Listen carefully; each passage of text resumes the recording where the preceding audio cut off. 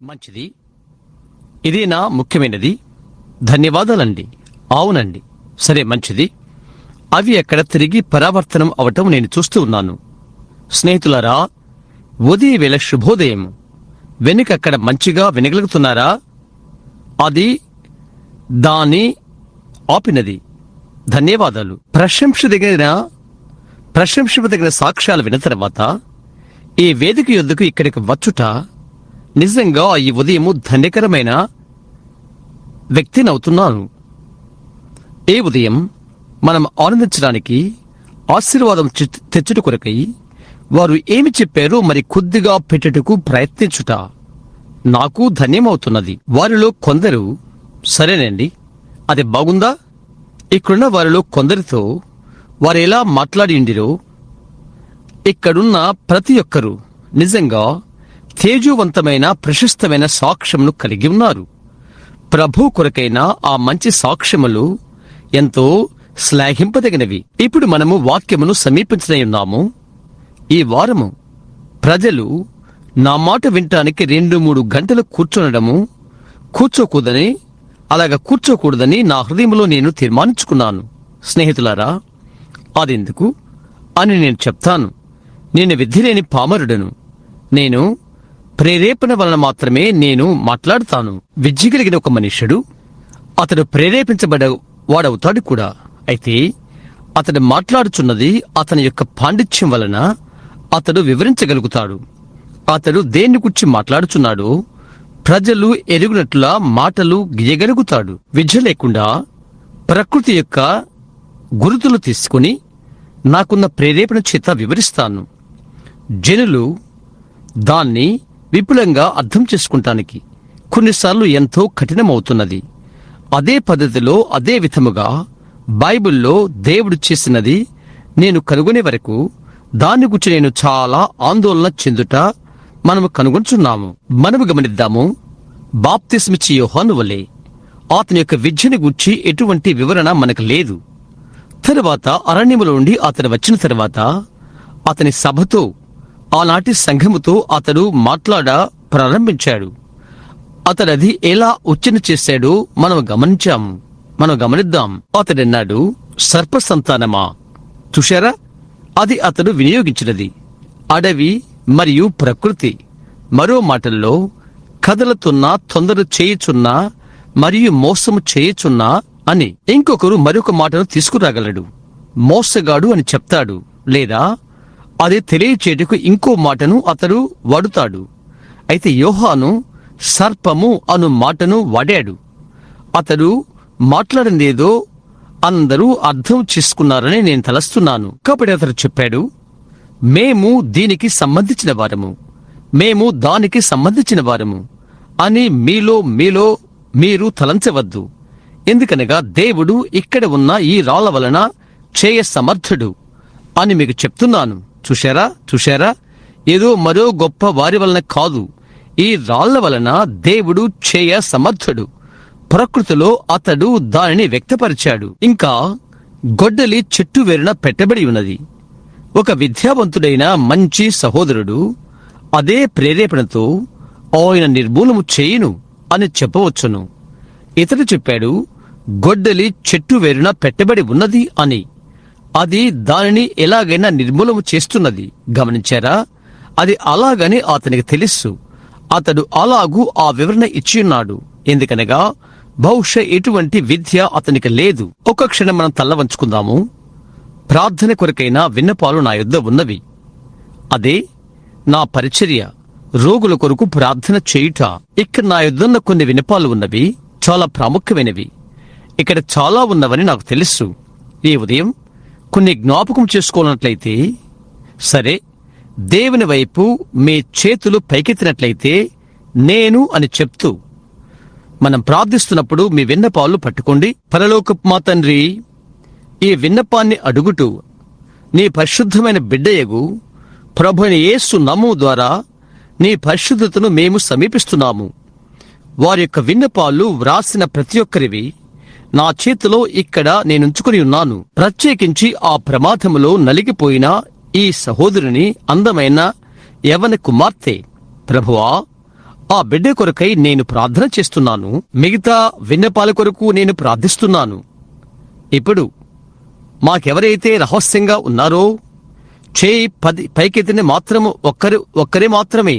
అయితే నీవైతే అనంతుడవగు దేవుడవు, ప్రతి ఒక్క ఉద్దేశ్యము మా అందరి విన్నపాలు నీవు ఎరిగినవాడవు. నీవు జవాబు దయచేయమని మేం ప్రార్థిస్తున్నాము. ఎందుకనగా నీ వాగ్దానం చేసేదివి, మేమది నమ్ముతున్నాము. ప్రభువా, మేము నీకై కనిపెట్టుకుని ఉండగా మేము చదవనయున్న కొద్ది మాటలను నీవు తీసుకొని మాకవి ప్రేరేపణ చేయమని మేమడుగుచున్నాము. మా ఒక్కొక్కరి వద్దకు పరిశుద్ధాత్మ వచ్చి వాక్యం యొక్క భావాన్ని మాకు బయలుపరచును కాక. ఏలయనగా యేసు నామములో మేమిది అడుగుచున్నాము. ఆమేన్. అవునండి సహోదరుడా, ఇది సహాయం చేసుకో. అది బాగుంది. నేనిప్పుడు ప్రక్కకు తిరుగుచుండగా అలవాటుగా నా యొక్క లేఖనాలు మొదలైనవి వివరణ లేకుండానే నేను జ్ఞాపకముంచుకోగలిగితిని. అయితే నేను 25 దాటిపోయిన తర్వాత అది అంత మంచిగా పనిచేయదు. వాటిని వ్రాసుకుంట వలన నేను జ్ఞాపకముంచుకోవలసి ఉంటున్నది. అది బాగా ఉన్నదా? అది మీరు బాగా వినగలుగుతున్నారా? లేదు, వెనుక వారు తలుపుచున్నారు. ఒకవేళ నిలబడాలి. కుడి. ఇది ఎలాగుంటుంది? అది మీరు వినగలుగుతున్నారా? అది ఎలా ఉన్నది? బాగా ఉన్నది, బాగున్నది. అది మంచిదే.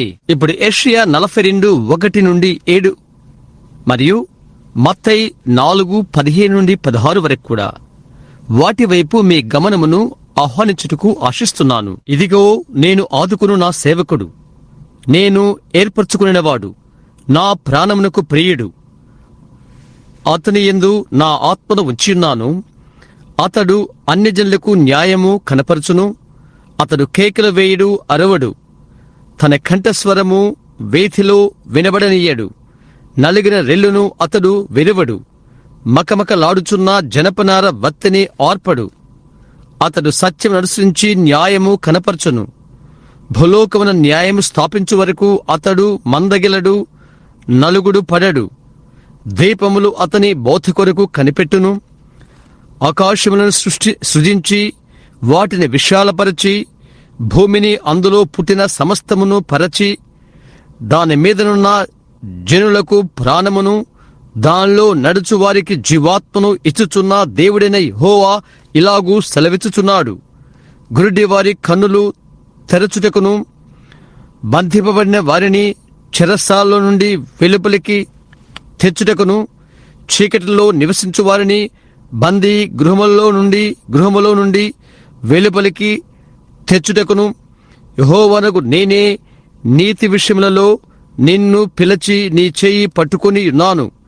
నిన్ను కాపాడి ప్రజల కొరకు నిబంధనగాను అన్య జనులకు వెలుగుగాను నిన్ను నియమించి ఉన్నాను. ఇప్పుడు పరిశుద్ధ మత్తయి 4లో 12వ వచనముతో ప్రారంభము. ఇది మనము చదువుదాము. యోహాను చెరపట్టబడని యేసు విని గల్లేకు తిరిగి వెళ్లి నజరేతు విడిచి జెబులూను, నఫ్తాలి అను దేశముల ప్రాంతములలో సముద్ర తీరమందలి కపెర్నహూమునకు వచ్చి కాపురముండెను. జెబులూను దేశమును, నఫ్తాలి దేశమును, యోర్దానుకు ఆవలున్న సముద్ర తీరమున అన్య జనులు నివసించు గలిలయయు, చీకటిలో కూర్చుండియున్న ప్రజలను గొప్ప వెలుగు చూచిరి. మరణ ప్రదేశములోను మరణ ఛాయలోను కూర్చుండియున్న వారికి వెలుగు ఉదయించెను అని ప్రవక్తని యెషయా ద్వారా పలుకబడినది నెరవేరునట్లు ఇలాగూ జరిగెను. అప్పట్నుండి యేసు పరలోక రాజ్యము సమీపించున్నది కనుక మారు మనస్సు పొందుడని చెప్పుచూ ప్రకటింప మొదలుపెట్టెను. ప్రభువు ఆయన వాక్యాన్ని ఆశీర్వదించును. ఈ ఉదయం నా యొక్క పాఠ్యాంశము వెలుగు వైపునకు త్రిప్పుట. ఎంత త్వరగా చేయగలను అంత త్వరగా.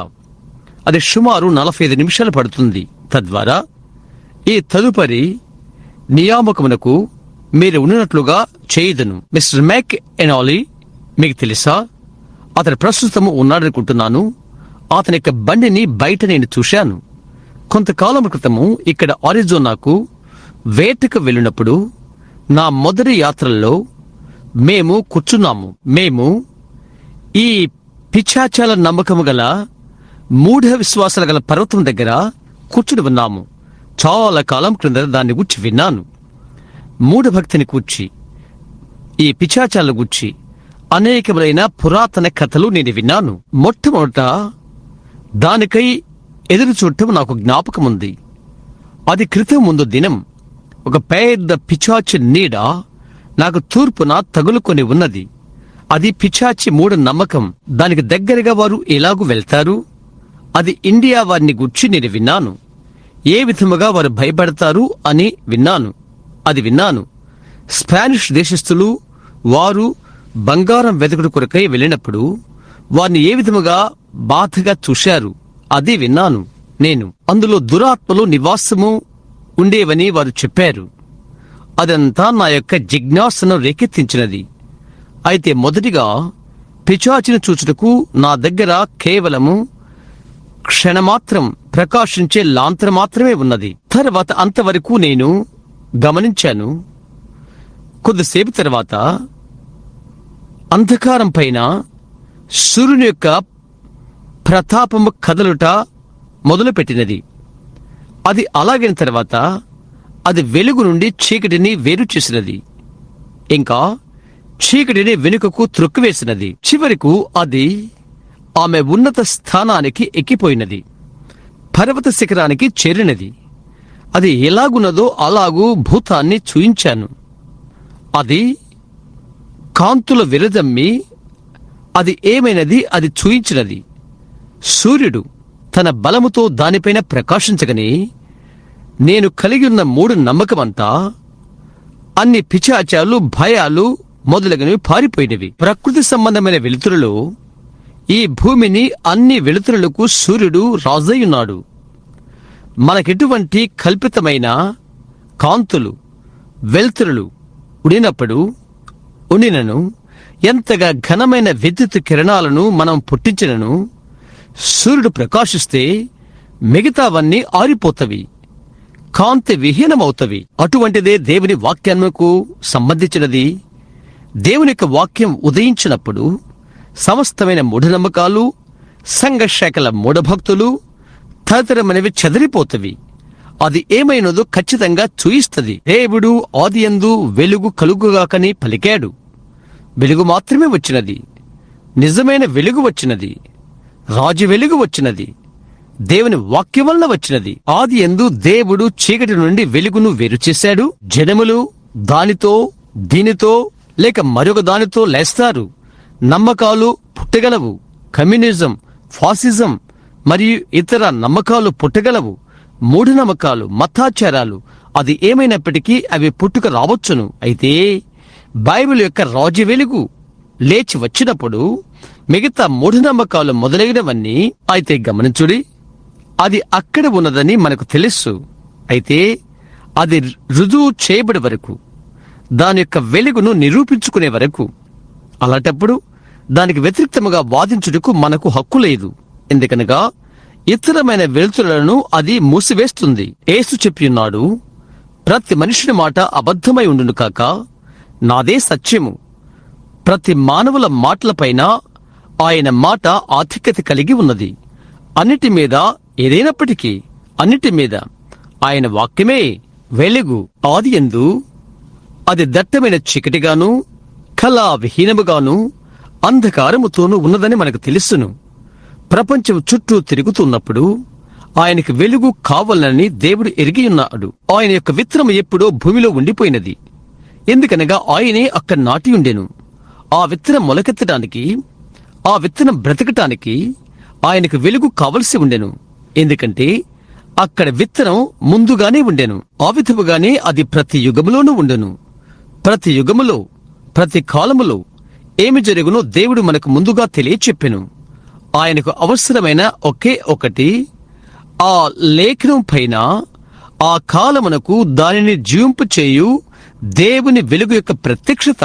వెలుగు వాక్యాన్ని చేరినంత కాలము, వెలుగు వాక్యమును చేరినంత కాలము అది చేయును. వాక్యం మొలకెత్తినట్లయితే, ఆ దినానికి అది వాగ్దానమైతే, అది దానిని బ్రతికించును. నీవొకసారి గోధుమను నాటగలవు, లేక జొన్నను మరొక దాన్ని విత్తగలవు. కొన్ని మిగతా వాటికంటే ఆలస్యంగా వస్తున్నవి. కారణం అది ఋతువును బట్టి ఆధారపడి ఉండును. దేవుని వాక్యము ఋతువులో వచ్చును. ధర్మశాస్త్రము, కృప మొదలగినవి యుగముల్లో గుండా మనం వెళ్ళినప్పుడు అవి వచ్చును. ప్రతి ఒక్కసారి ప్రచురించబడు వెలుగు ప్రత్యక్షత వలన విత్తనములో ఉన్న జీవును బట్టి అది వెలిగింపబడుతుంది. దేవుని వాక్యం వలన సూర్యుడు ఈ దినమున ప్రకాశించును. ఎందుకనగా మనము ఆనందించుచున్న సాక్షాత్ సూర్యుడే దేవుని వాక్య ప్రత్యక్షత వలనై ఉన్నది. మనము బయట చూచుచున్న సాక్షాత్తు ఈ సూర్యుని కాంతియే దేవుని యొక్క వాక్యం వలన కలిగి ఉన్నది. వెలుగు కలుగుగాక అని ఆయన చెప్పినప్పుడు, వెలుగు లేకపోతే ఏమవుతుంది? అలాగైతే అది దేవుడు పలికినది కాదు.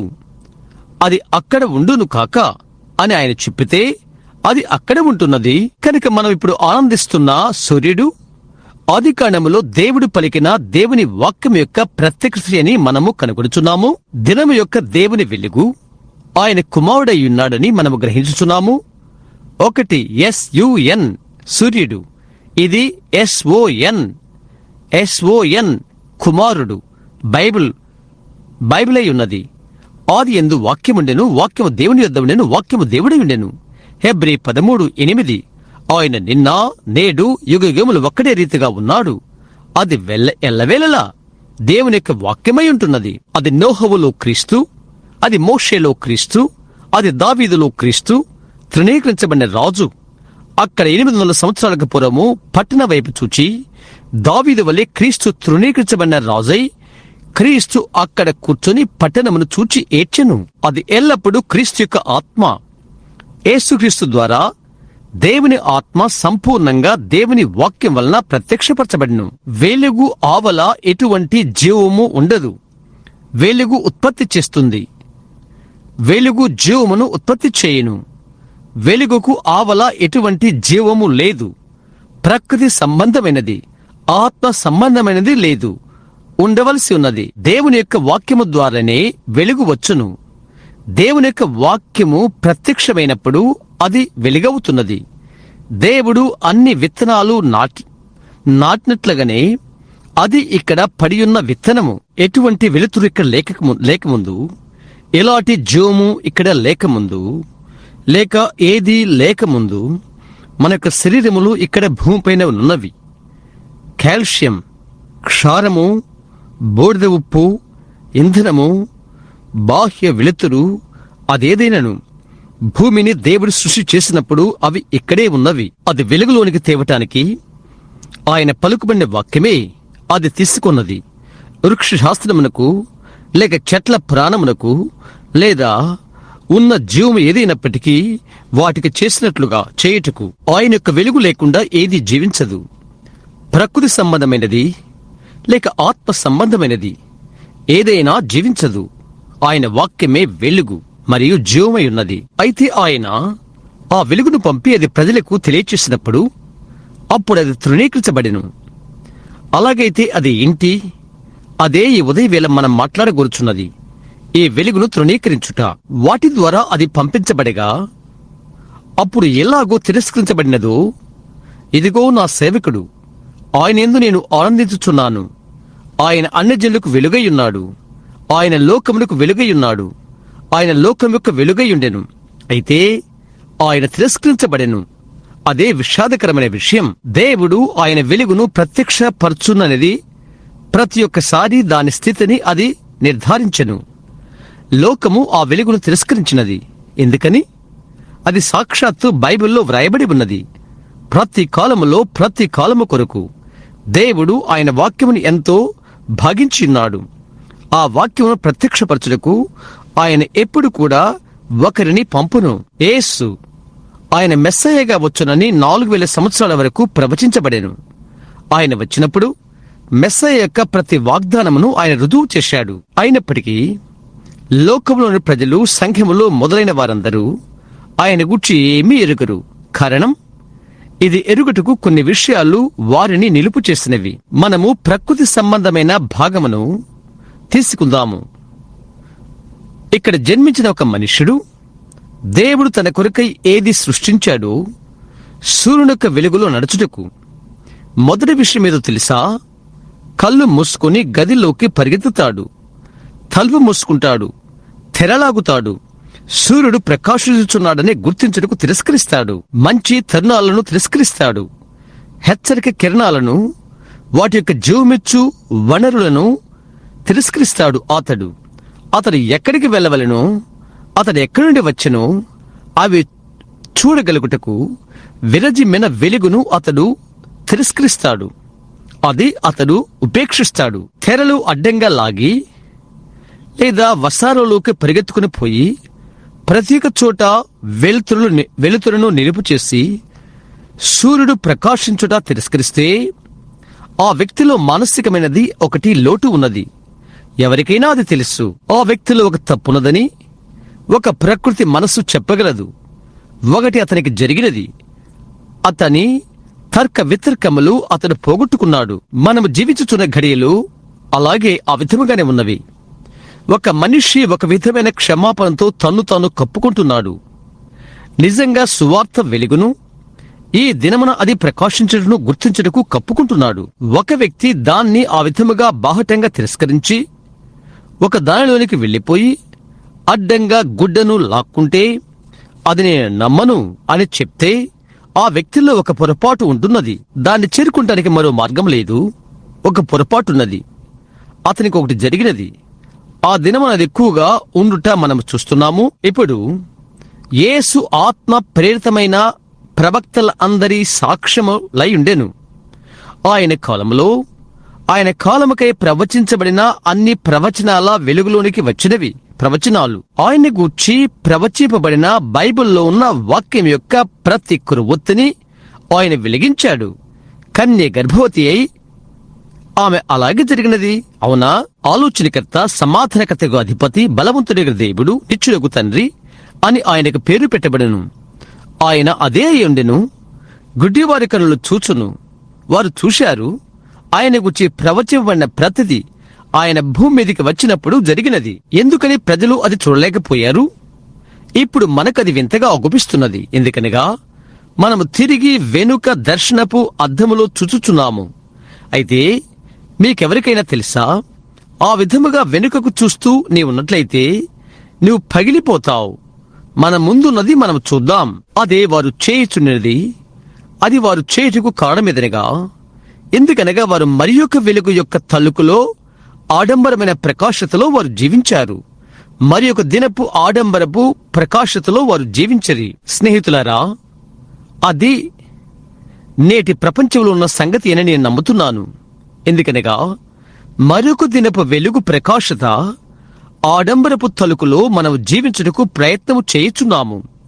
ఆడంబరపు ప్రకాశత, అబద్ధపు వెలుగు, మోసపు వెలుగు, రహదారిపైన ఎండమావు వలె అది ఉండును.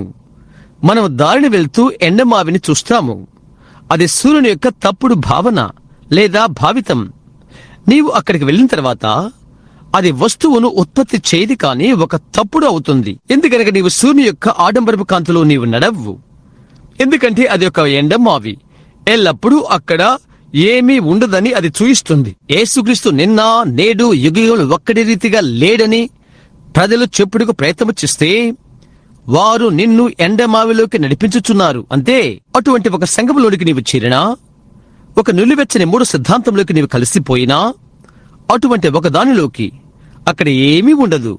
లోకంలో ఉన్న దానికంటే ఏమీ ఉండదు. నేను నీకు చెప్తాను, ఉత్సాహపూర్వకమైన పరిశుద్ధాత్మ కిరణాలు నీపైకి తెచ్చి క్రీస్తు యేసులో నిన్ను నూతన సృష్టిగా చేయు. యేసుక్రీస్తు సువార్త వెలుగును తిరస్కరించవద్దు. మరి యొక్క యుగం యొక్క ఒక ఆడంబర ప్రకాశతలు నడుచుటకు ప్రయత్నం చేయవద్దు. మరి యొక్క కాలంలో ఆ ఆడంబరపు వెలుగు మంచిది కావచ్చునేమో.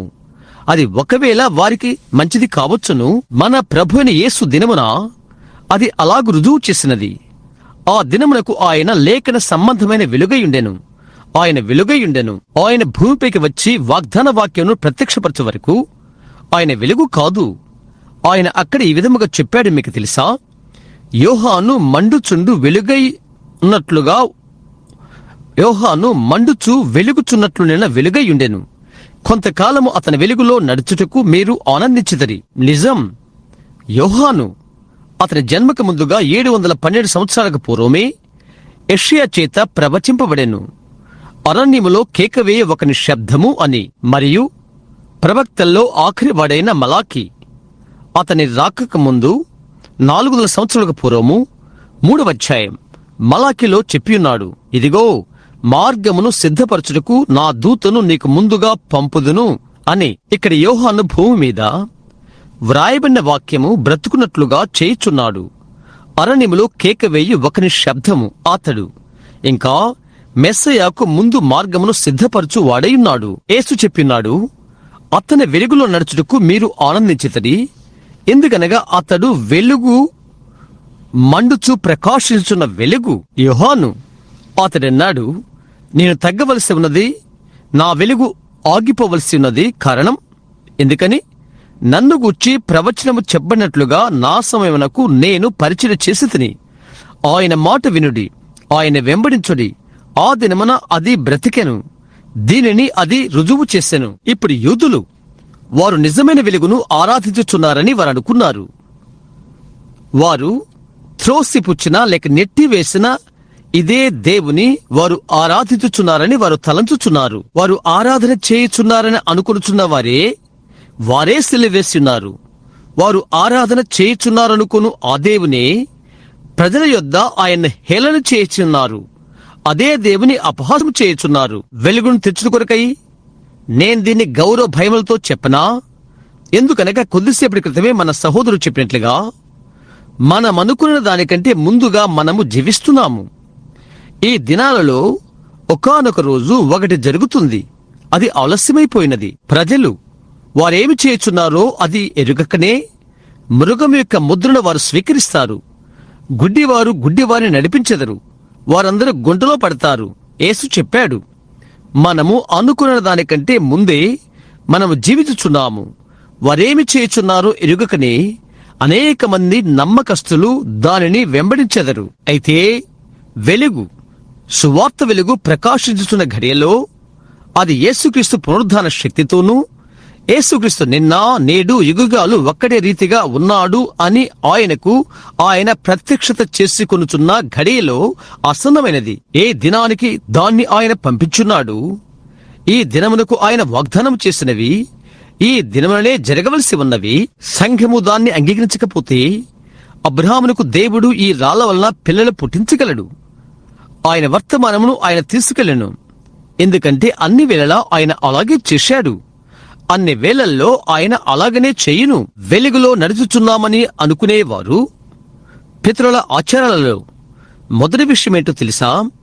ఒక వెలుగు ఆడంబర తలుకులో వారు నడుచుచున్నారు. అదే వెలుగులో కాదు. వారు ఆరాధన చేయుచున్నారని చెప్పుకునే ఆ వెలుగునే వారు తృణీకరించుచున్నారు. ఆయన కార్యములు ఆయన ఎవరయ్యున్నది నిండారుగా రుజువు చేయబడినవి. యేసు ఆయనకు ఆయనే చెప్పాడు, లేఖనములు పరిశోధించుడి, ఎలయనగా వాటి యందు నిత్య జీవము కలదని మీరు తలంచుచున్నారు, మరియు అవే నన్ను గూర్చి సాక్ష్యమిచ్చుచున్నవి. నాలో పాపమున్నదని ఎవరు రుజువు చేయగలరు? ఆయనే చెప్పాడు. నేను ఏదైనా చెప్పి లేక నేను చెప్పినది ఏదైనా పరలోకపు తండ్రి నా ద్వారా రుజువు చేయలేదని ఎవరు రుజువు చేయగలరు? ఆయన ఆ ఘడి యొక్క వెలుగని మీకు రుజువు చేశాడు. ఎందుకనగా ఈ మెస్సయ్య ఈ విధముగా ఉండునని అదంతా ప్రవచింపబడెను, మరి ఇక్కడ జీవముగా వికసించెను. అయితే నిజమైన వాక్యమొక్క వెలుగు నుండి వారి పారంపర్యాచారాలు వారిని వేరు చేసినవి. పరిసయ్యులు, సద్దూకయ్యులు, హేరోదీయులు ఏదైనప్పటికీ అన్ని కాలంలో ఉన్నట్లుగానే నిజమైన వెలుగు చూడకున్నట్లు వారు లోకమునికెంతో అతుక్కుపోయారు. అది వారు కన్నులు బయట పెట్టినది. తరువాత రోజు అది ఇలాగుండును, రేపు అది ఇలాగుండును, ఇందులో మేము చెరుతాము, ఇది అది అని తలుకు బెలుకులతో వారు నడుస్తారు. అది ఒక తప్పుడు ఎండమావి అని మనము చూస్తున్నాము. మానవ హృదయానికి యేసుక్రీస్తు అప్పుడు ఎల్లప్పుడూ ఎలాగుండెనో ఈ రోజు అంతే వాస్తవంగా ఉండును. ఇదిగో కొంచెం కాలమైన తర్వాత లోకము నన్నెన్నడూ చూడదు.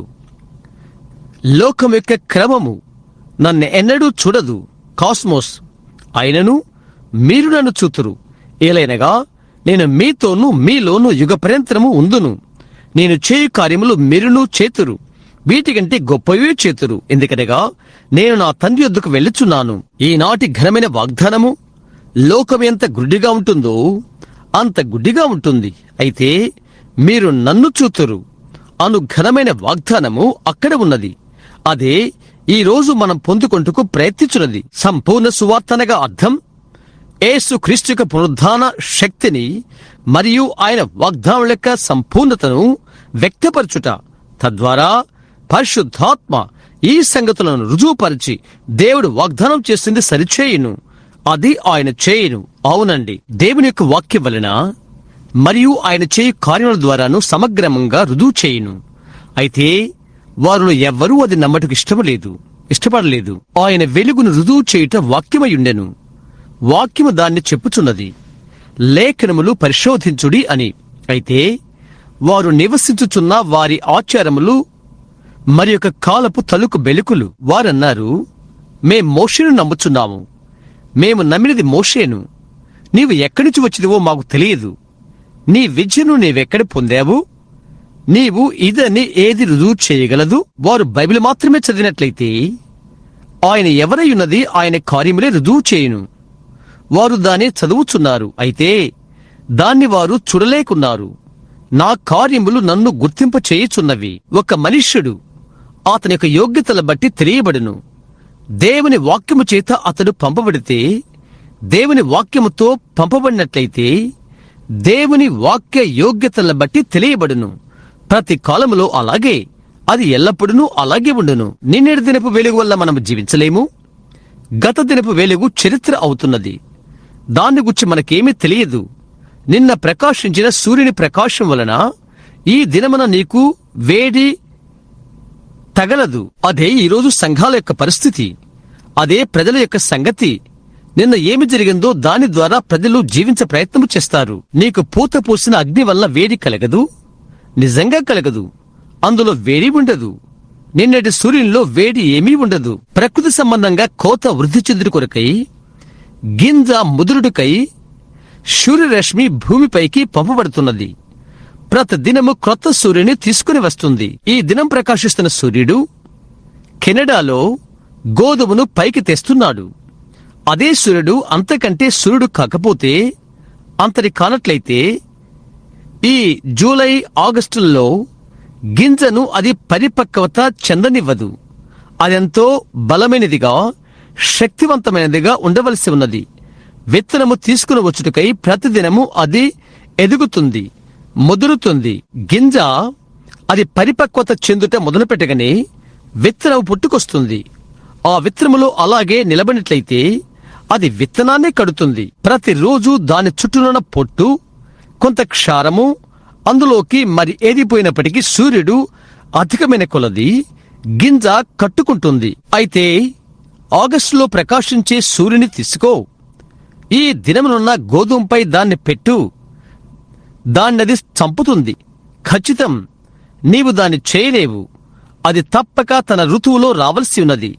ఆ విధముగానే దేవుని గోధుమ మరియు విత్తనము పరిపక్వత ఋతువులోనే జరుగుతున్నది, దాని యొక్క ఋతువులోనే. అయితే ఈ రోజు ఉండిన సూర్యుని వలన, లేక ఈ రోజే కాచే సూర్యకాంతి వలన గోధుమ చచ్చిపోతుంది, విత్తనము చనిపోతుంది. దాని యొక్క ముందున్న కోత పంట ముదురుతుంది. గింజ వెలుగు వలన పరిపక్వత చెందవలసి ఉన్నది. అయితే ఈ రోజు విషయం మీదనగా సంఘపు గింజ పరిపక్వత చెందుటకు ఇష్టపడదు.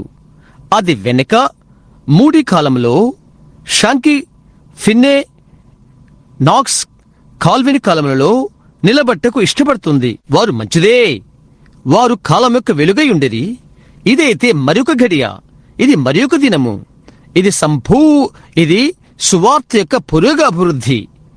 అది దాని యొక్క పరిపక్వతకు వచ్చుచున్నది. కాబట్టి మనము లూథరు ఏమని చెప్పాడో అందులో ఉండలేము. వెస్లీ చెప్పిన దానిలో లేక మిగతా వారు చెప్పిన దానిలో ఉండలేము. ఈ దినములకు ముందుగా చెప్పబడిన వెలుగులో మనముంటున్నాము.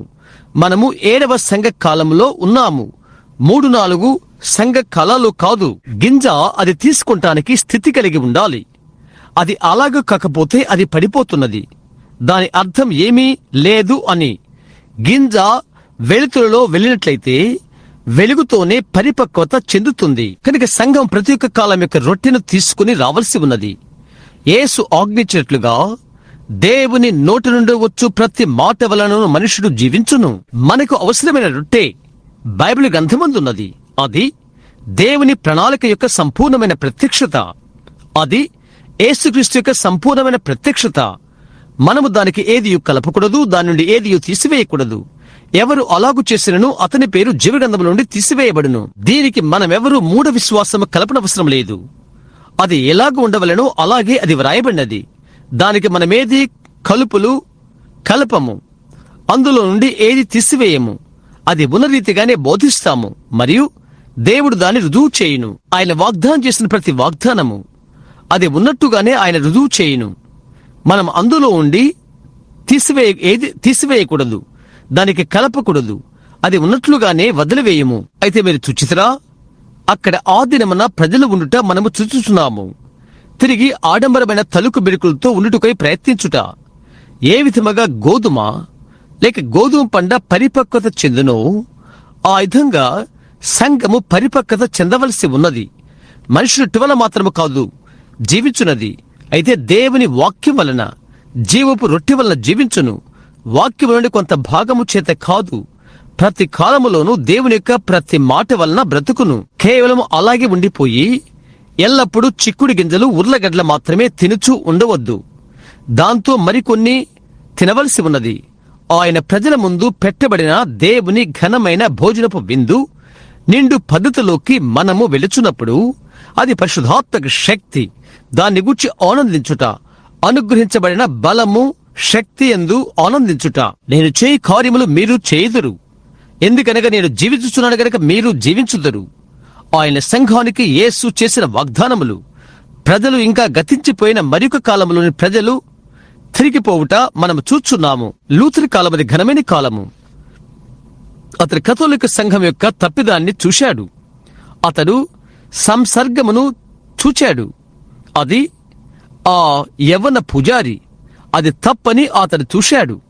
అది అక్షరార్థమైన క్రీస్తు యొక్క శరీరము కాదు, అది వారు దీవించిన రొట్టె ముక్క. ద్రాక్షరసము శబ్దార్థ ప్రకారము రక్తము కాదని అతడు చూశాడు. అయితే రక్తములకు పోలిక కాబట్టి విషయాన్ని ఎదిరించాడు. ఎందుకనగా ఆ ఘడి యొక్క సమయం వచ్చెను. ఎంతమంది పూజారులను వారికున్నా అనవసరం, ఎంతమంది వారికున్నా అనవసరం. వెలుగును ప్రకాశింపచేయుటకు దేవునికి ఒక మనుషుడున్నాడు. ఆమేన్.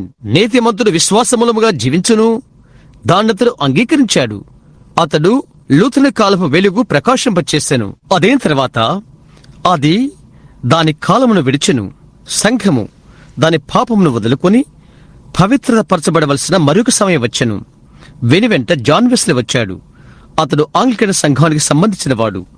ఇంగ్లాండ్ దేశం నుండి వచ్చిన చిన్న ఆంగ్లికన్ మనిషి. అయితే అతడు సువార్తలో వెలుగు చూచెను. అది రానయ్యున్నటువంటి ఫిలదెల్ఫియా సంఘ కాలం యొక్క ఘడియ. అతడు అలాగ చేసినప్పుడు కృపలోని రెండవ కార్యమును అతడు బోధించాడు. యేసుక్రీస్తు రక్తం వలన శుద్ధీకరణ గూర్చి. దాని యొక్క వెలుగులో ఏది నిలబడలేకపోయెను. అతడు లూథర్ వలె మూఢభక్తి గలవానిగా పరిగణింపబడ్డాడు. అయితే మిగతా వారందరినీ ప్రతిఘటించెను. వెలుగు ప్రకాశించెను, ఎందుకనగా అది ఆ ఘడి యొక్క వెలుగయుండెను. దేవుడు జాన్ వెస్లీ అను మనిషిని కనుగొనెను. వెలుగు వైపునకు త్రిప్పగలిగిన ఒక మనిషిని దేవుడు కనుగొన్నాడు. ఆయన ఆ కాలమునకు వెలుగును త్రిప్పగలిగిన లూథర్ను కనుగొనెను. ఆ తరువాత పెంతెకోస్తు సహోదరులు వచ్చారు. వరముల పునరుద్ధరణ, వరములు తిరిగి పొందుకునుట. వారి కాలంలో వారు వచ్చరి. భాషల మాట్లాడుట, స్వస్థత వరములు, సంఘమునకు విషయాలతో వారు వచ్చిరి. వారు ఏమి చేదురని లేఖనము చెప్పినో ఖచ్చితంగా అదే చేశారు. వారు దాన్ని చేసినప్పుడు వారు దాన్ని రుజువు చేశారు. అది ఖచ్చితంగా నిజం. అయితే దాని నుండి మనం ముందుకు కదలాము.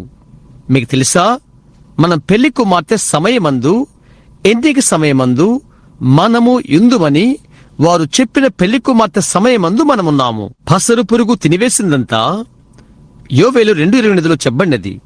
పసర పురుగు విడిచినదంతా, చీడ పురుగులు విడిచినదంతా, చీడ పురుగులు విడిచినదంతా మిడతలు విడిచిందంతా బైబిల్ గ్రంథంలోని 7 ముద్దులు మీరు చదివినట్లయితే ఆ సంస్థాపకులోని ఒక్కొక్కటి, ఆ దిద్దుబాటుకర్త ఒక్కొక్కరు వెళ్లిపోయి వాక్యం ప్రకటించారు.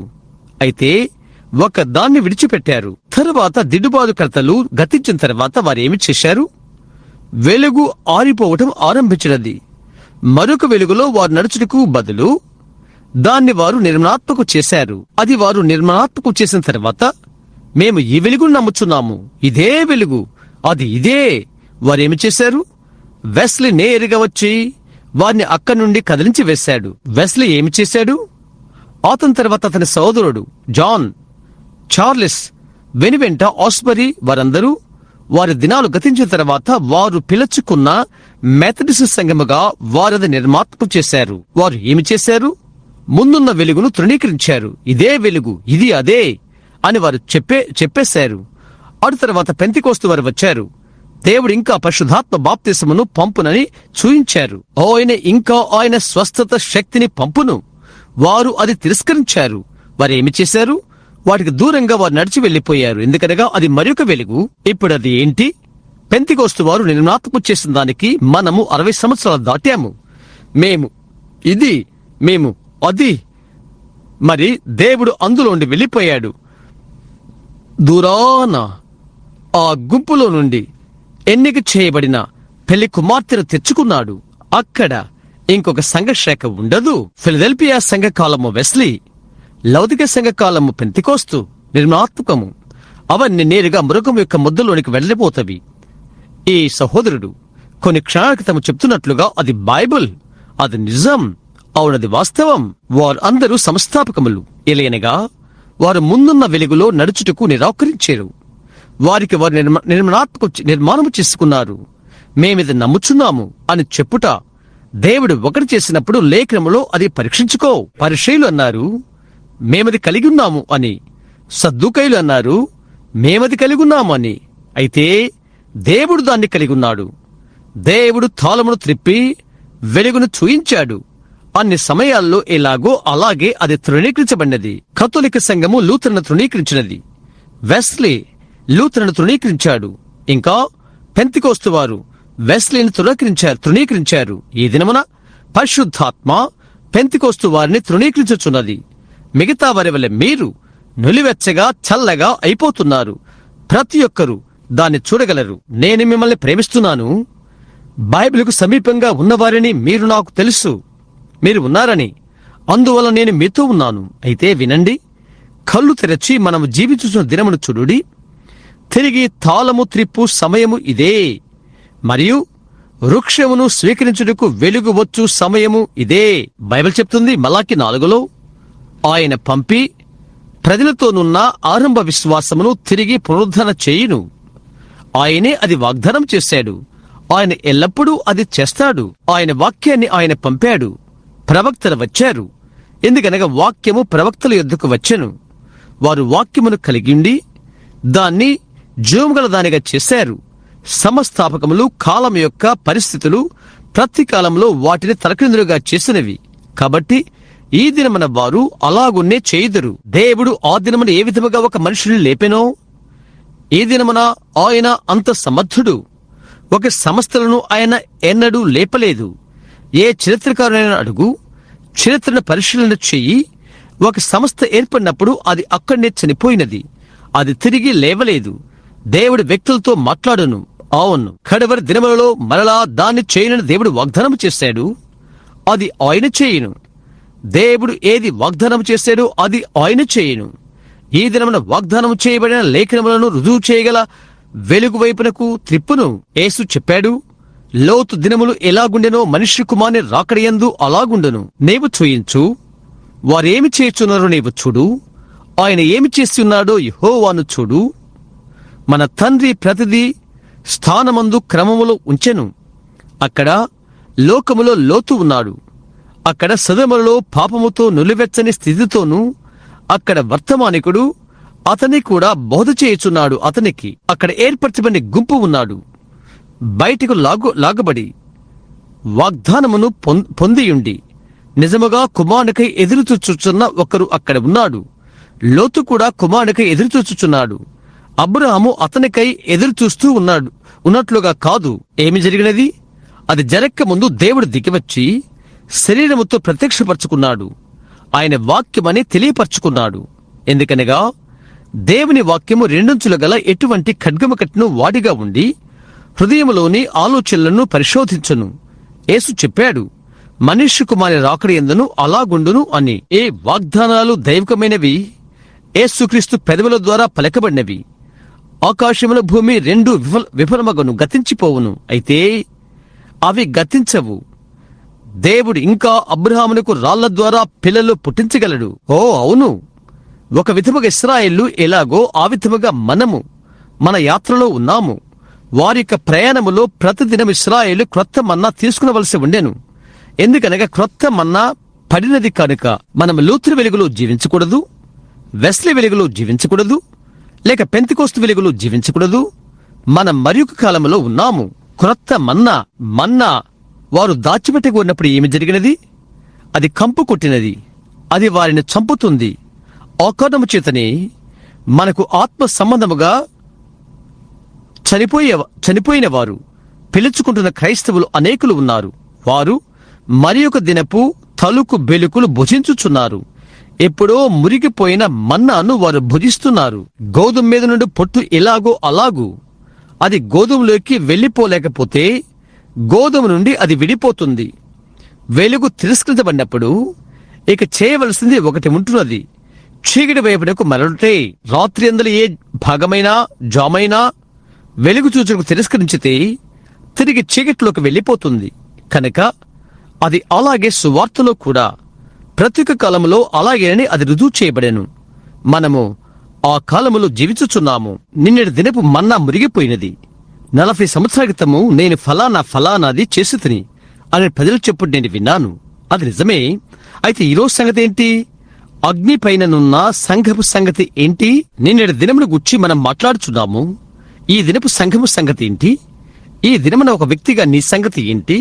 ఎందుకనగా నిన్నటి దినము ఈ రోజు పని చేయదు. నిన్నటిది సరే. జాన్ వర్తమానము ఎలాగో అలాగే లూథర్ యొక్క వర్తమానము ఆ ఘడికి వెలుగయుండెను. అయితే గొప్ప వెలుగు ఉదయించెను. అలాగే లూథర్ గొప్ప వెలుగయుండెను. అతని యందు మనము కొంత ఆనందించుటిమి. అయితే అతనిది మోయుటకు మరి ఒక వెలుగు ఒకటి వచ్చెను. అది ఏమి చేయగలిగెను? దానితో కలిసిపోయెను. అది పరిపూర్ణమైన రొట్టె ముక్కలోకి వెళ్లిపోయెను. పరిపూర్ణమైన దేవుని యొక్క మన్నాలోకి వెళ్లిపోయినది. అయితే వారేమి చేశారు? వారు నిర్మాణాత్మకం చేశారు. మనుష్యుడు అందులోకి వెళ్లవలసి ఉండెను. దేవుడు దాన్ని నడిపించుటకు బదులు మనిషి అతని పద్ధతులు అందులోకి వెళ్లిపోయెను. అంధత్వం దానికి సంభవించెను. ఓ ఈ దినాన పెళ్లి కుమార్తె వృక్షము అది నరికివేయబడుచున్నది. ఏ కొమ్మ ఏనును ఫలింపకపోతే నరికివేయబడుతున్నది. యేసు అలాగని చెప్పాడు. పరిశుద్ధ యోహాను 15. ఇప్పుడు ఏమి జరిగినది? అది కత్తిరించి వేయబడటం మనం చూస్తున్నాము. నరికి వేయబట్ట చూచుచున్నాము. జ్ఞాపకముంచుకో, చెట్టు యొక్క గుండె చెట్టు మధ్యలో ఉంటున్నది. చెట్టు ఎల్లప్పుడూ పరిపక్వత చెందుతుంది. చెట్టు పండును పుట్టించు ఆఖరి స్థానము దాని యొక్క పైభాగము. ఎందుకనగా విత్తనము లోపలనున్న ప్రాణం యొక్క మధ్య నుండి వచ్చు తాజాదనము అది అవుతున్నది. అది ఒక పెళ్లి కుమార్తె వృక్షము. యేసు పెళ్లి కుమార్తె ఆయన ఒక వృక్షమై ఉండెను. ఆయనను వారు నరికివేశారు. ఆయన ఏదైనా తోటలో ఉన్న జీవవృక్షమై ఉండెను. వారు ఆయన నరికి ఆయన్ను రోమా చెట్టుకు వ్రేలాడదీసిరి. ఆయన్ను అపహాస్యం చేటు కొరకై. ఆయన ఏమి చేశాడు? మృతుల్లో నుండి దేవుడు ఆయనను 3వ దినమున లేపాడు. మరి ఈ రోజు ఒక పెళ్లి కుమార్తె వృక్షం ఉన్నది. అది ఆరంభం నుండి పెంతెకోస్తు దినం మొదలుకొని అది ఆరంభమైనది. ఆలయానికి సంబంధించిన ప్రజలైన మీరు వినుడి. సంఘము ఏనాడు నైసియా రోములో ఆరంభము కాలేదు. అది సంఘము ఆరంభమైనది పెంతెకోస్తు దినమున యెరూషలేములో ఆరంభమైనది. ఆ తర్వాత వారు ఏమి చేశారు? నిర్మాణాత్మక చేయుటకు ప్రారంభించారు. దేవుడు కొమ్మలను కత్తిరించుచునే ఉన్నాడు. తర్వాత వారు లూథరను స్థాపకము చేశారు. కొమ్మలు నరకబడినవి. వెస్లీ కొమ్మలను నరికాడు. పెంతెకోస్తు కొమ్మలను నరికారు. అది వచ్చు వరకు. అయితే దేవుడు ఒక పెళ్లి కుమార్తె వృక్షము కలిగి ఉండబోచున్నాడు. గొంగలి పురుగు తిని విడిచినదంతా పసరి పురుగు తినెను. నేను మరలా ఇచ్చేదను అని ప్రభు సెలవిచ్చుచున్నాడు. పెంతెకోస్తు దినమున ఎటువంటిదో అటువంటి ఆరంభ విశ్వాసమునొద్దకు మనలను తీసుకుని వచ్చునని మలాకి 4 చెప్తున్నది. తండ్రుల యొక్క విశ్వాసమునొద్దకు తీసుకుని వచ్చును. అది వచ్చునని మనం నమ్ముచున్నాము. దానికై ఇదే సమయమని నేను నమ్ముతున్నాను. కొమ్మలు వాడిపోయినవి, ఎండిపోయినవి. చెట్టు నుండి వాటిని వారు తీసుకుంటారు. తద్వారా ఫలము చెట్టు పైన పుట్టుకొని వచ్చునట్లుగా. ఓ, ఈ కాంతులన్నీ సరే. ఈరోజు సంఘము ఆ వెలుగు. ఇంకా ఈరోజు అదేమి పొందుకున్నదో అది కోతకాలమును ముగించవలసి ఉన్నది. గోధుమ వెలుగుతో తప్పగా పరిపక్వత చెందాలి. రెమ్మల నుండి గింజ వరకు ఎదగవలసి ఉన్నది. విత్తనము నుండి అది వెలుగుతో పరిపక్వత చెందుతూ ఉన్నది. మిగతా కాలాలలోని వెలుగు ఈ కాలం యొక్క వృత్తాంతమునకు సాక్ష్యం మాత్రమే అవుతున్నది. లూథరు యొక్క వెలుగు వెస్లీ యొక్క వెలుగుకు వృత్తాంతమునకు సాక్ష్యమవుతున్నది. వెస్లీ పెంతికోస్తు వెలుగుకు సాక్ష్యమవుతున్నది. అది ఒకే వెలుగు ద్వారా పరిపక్వత చెందుడు మాత్రమే అవుతున్నది. ప్రజలు అది చూడగలిగితే ఎంత మంచిది. కొంచెం కాలం క్రితమే మంచి కాగితాలు తయారు చేస్తున్న ఒక పేపర్ కంపెనీ చూచుటకు ఇంగ్లాండ్ దేశపు రాణి, ఈ రాణి కాదు, ఇంగ్లాండ్ దేశపు రాణి వెళ్ళినది. అట్టి చిన్న శీర్షిక నేను చదువుతున్నాను. ఆమె కంపెనీ యొక్క అధ్యక్షుని వల్ల పర్యవేక్షణ చేయబడి ఆమెను అతడు అందులోనికి తీసుకుని వెళ్ళాడు. కాగితము ఏ విధముగా తయారు చేయుదురో ఆమె తెలుసుకుని కోరెను. అతడు ఆమెను తీసుకుని వెళ్లి ముద్రణ యంత్రాలు మొదలైనవి ఆమెకు చూయించాడు. ఆ దినాలలో కాగితమును చింపిరి గుడ్డల చేత తయారు చేయుదురు. మనకది బాగా జ్ఞాపకమున్నది. కాబట్టి అతడు ఒక గది లోపలికి వెళ్ళాడు. తలుపు తెరిచాడు. అక్కడ కేవలము గోనె పట్టలు తప్ప మరేమి లేవు. రాణి ఆశ్చర్యముతో, ఏంటి ఈ మురికివన్నీ అని అడిగినది. ఆ కంపెనీ అధ్యక్షుడు అన్నాడు, అవి నిన్నటి దినపు దుస్తులు. చూడండి, అవి మురికైపోయినవి. వాటిని మేము పారవేయలేదు. అయితే రేపు అవి కాగితమవుతవి. ఆమె అన్నది, నాకిది అర్థం కాలేదు. ఇది రేపు నీకు అర్థం చేసుకుంటావు అని అతను చెప్పాడు. కాబట్టి వారు ఈ మురికి చింపిరి గుడ్డలను అచ్చు యంత్రము ద్వారా పంపి, ఒక విధమైన శుద్ధపరచు పద్ధతి వలన పంపి, ఒక పద్ధతి ద్వారా ఒక విధముగా అది వెళ్తున్నది. అది బయటికి వచ్చినప్పుడు అది అందమైన కాగిత ముక్కవుతున్నది. అధ్యక్షుడు అనుకున్నాడు, రాణి ఏనాడు ఎరుగునటువంటి ఒకటి ఆమెకు చూయించాలనుకున్నాడు. అతడు దాని మీద ఆమె యొక్క ఆకారం పెట్టాడు. ఈ అందమైన కాగితంలోకి దాన్ని వత్తాడు. రాణి అది స్వీకరించినప్పుడు నేటి దినము ఏవైతే మురికి పేలికలై ఉన్నవో వాటిపైన ఆమె స్వంత ఆకారమును ఆమె చూచినది. ఎందుకనగా ఒక విధమైన పద్ధతిలో అది వెళ్ళినది కాబట్టి. ఓ, లూథరు, వెస్లీ మరియు మిగతా వారంతా చూడగలిగి ఉంటే నిన్నటి దినపు చెత్తంతా పరిశీలన పద్ధతిని వినియోగపడుటయే అవి చూచి ఉంటే నీతిమంతుల శుద్ధీకరణ వరకు, పరిశుద్ధాత్మ బాప్తిసం వరకు, ఇప్పుడు క్రీస్తు రాకడ ఆఖరి ఘడియ వరకు పరిశుద్ధాత్మ వెలుగును బయలుపరచినది. అది ఆకృతిలో ఉండవలసి ఉన్నది. రాణి ఆకారము కాదు, అయితే తనకు తానే పోలికైన పరలోకపు రాజు. సంఘము తక్కువ సంఖ్యలోకి సమీపించుచున్నప్పుడు ఆయన కలిగినటువంటి అదే విధమైన పరిచర్య ఉంటున్నది. ఎవరైతే లూథరు కాలంలో చనిపోయారో పిరమిడ్ అడుగు భాగమున వలె, పిరమిడ్ బోధ కాదు. ఒక ఉదాహరణ కొరకు, మీరెవరైనా అక్కడ ఉన్నట్లయితే ఆ పిరమిడ్ ఎంతో పరిపూర్ణంగా ఉన్నది. చివరకు మంగళకత్తి మొనను కూడా నీవు దూర్చలేవు. మనకు తెలిసినంత వరకు అందులో ఎటువంటి సున్నపు గచ్చు ఉండదు. దాని యొక్క శిల్పి ఎంతో గొప్పవాడు. ఇప్పుడు వారు తలరాయిని పోగొట్టుకున్నారు. అది ఎక్కడున్నదో వారికి తెలియదు. ఇప్పుడు ఆ తలరాయి తిరిగి వచ్చినప్పుడు అది మిగతా వాటి వలె ఉంటున్నది. తెరవబడిన రాయితో అది కలిసిపోతున్నది. దానిపైన నీవు తలరాయిని పెట్టినట్లయితేనే అది ఆ విధముగా ఉండును. యేసు తిరిగి వచ్చినప్పుడు కడగబడి ముడత మచ్చ లేని సంఘమును ఆయన కనుగొంటాడు. ఆయనకున్న పరిచర్యలాంటి పరిచర్య అది కలిగి ఉండును. అది తలరాయిని తిరిగి తీసుకుని వస్తుంది. ఎక్కడున్న నా చేయి ఛాయవలే అది ఛాయ. నా చేయి పెద్దదైపోవును కొలది అది చీకటైపోతున్నది.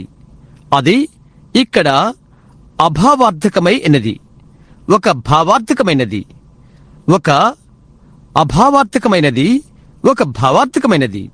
అది చిక్కనైపోతున్నది. చీకటై చీకటై చీకటై చివరకు అవి ఒకటై కలిసిపోతవి. అభావార్థకమైనది భావార్థకమైనది ఒకటైపోతున్నది. సంఘము క్రీస్తు ఒకటైపోయినప్పుడు, కలిసినప్పుడు ఒక పెళ్లి కుమార్తెగా ఆయనలో ఉన్న ఒకే ఆత్మ ఆమెపై ఉండును. సంఘము నీతిమత్వం నుండి, శుద్ధీకరణ నుండి, పరిశుద్ధాత్మ బాప్తిసం నుండి సంఘం వచ్చినప్పుడు కడవరి దినాల్లోకి ప్రభు యొక్క రాకడకు ఆమె నునుపు చేయబడుతుంది. ఓ పెంతెకొస్తు సహోదరుడా, దానిపైన కఠినమైన భాగంగా నీ ఉండవద్దు.